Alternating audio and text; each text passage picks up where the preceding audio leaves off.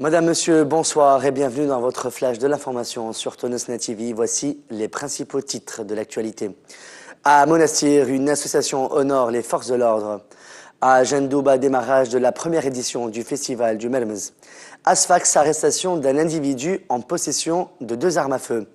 À Nebel, arrestation de 2 personnes ayant filmé un policier recevant un pot de vin.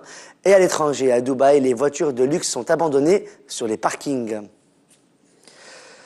L'association Les Marabouts pour la Renaissance de la ville de Monastir a organisé ce dimanche 26 mai 2013 une réception en l'honneur des forces de l'ordre. Le président de l'association a déclaré qu'il s'agit d'un geste honorifique dans le but de remercier et d'encourager les efforts de la police.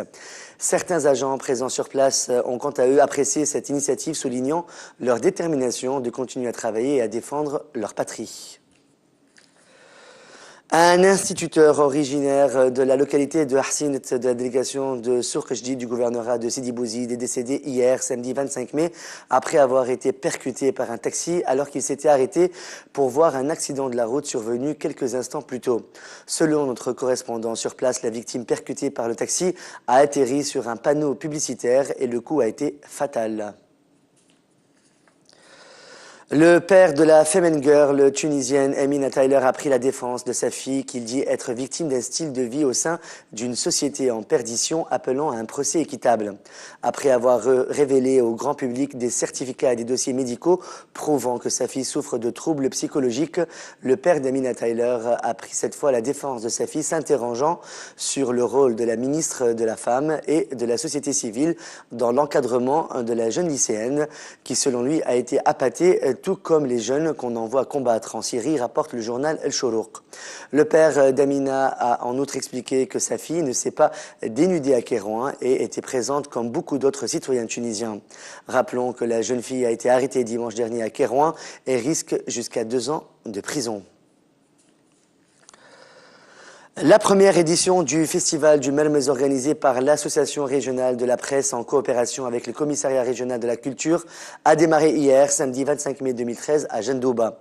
L'une des commissaires de ce festival a déclaré qu'il s'agit d'un important événement culturel dans le cadre de la sauvegarde du patrimoine. Le festival comprendra des parades de chevaux, de la musique et des tentes pour exposer tout ce qui a trait avec le patrimoine tunisien. Ansar El-Sharia a publié le soir du samedi à dimanche sur sa page officielle sur Facebook un communiqué pour éclaircir les péripéties de la tenue de son 3e congrès annuel. Selon le communiqué, le leader d'Ansar El-Sharia, Saïfallah Ben Hassin, alias Abou Ayad, en personne a supervisé les préparatifs pour les congrès et a mis en place un plan B pour contrecarrer les décisions de l'État, peut-on lire dans la publication.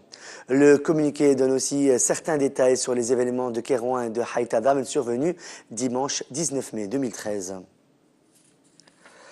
La douane tunisienne, la Sfax, a réussi dans la soirée du samedi à dimanche à arrêter un ressortissant tunisien revenant de Libye en possession de 2 armes à feu et de munitions.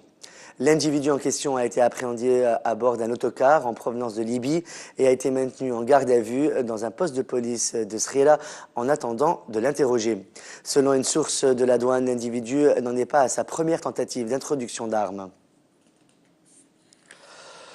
Le président du mouvement Nahda, Rachid Ghannouchi, a vivement attaqué le courant d'Ansar el-Sharia et les salafistes djihadistes en général, les qualifiant de Khawarij de la nouvelle ère, en marge d'une réunion des cadres du mouvement Nahda tenue récemment à Haït-Adam, rapporte le journal As-Sahafa dans son édition du dimanche 26 mai 2013.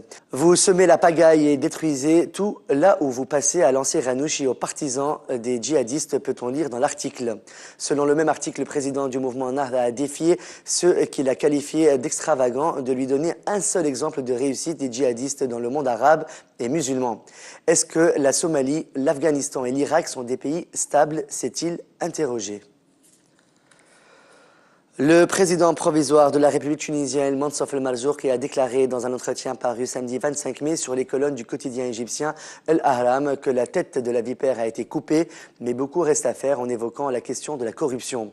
Marzouk a expliqué que la corruption n'a toujours pas été traitée comme il se doit puisque l'État est occupé à traiter d'autres questions essentielles telles que la sécurité.